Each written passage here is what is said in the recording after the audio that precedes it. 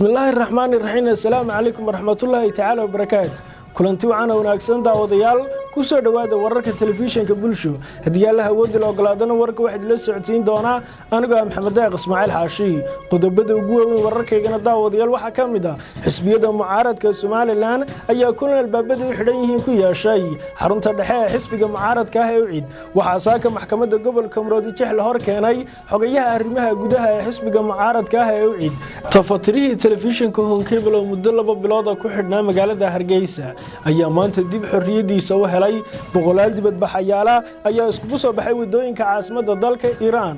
waa tahay daawadayaal kuwaas waxay hayeen qodobada ugu doorka roon wararkayaga imkana u diyaar garooba wararkaasi iyo warar kale oo faahfaahsan